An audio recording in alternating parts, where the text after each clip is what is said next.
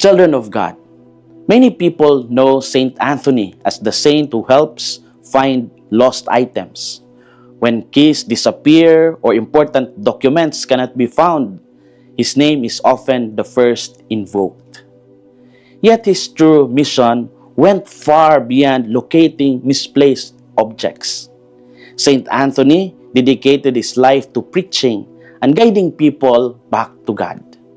He helped individuals recover lost faith, broken hope, and troubled peace.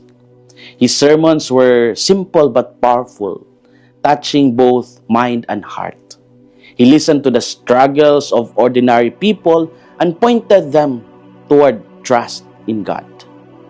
In his own way, he embodied the spirit of ask, seek, knock. He encouraged believers not to give up when searching for meaning.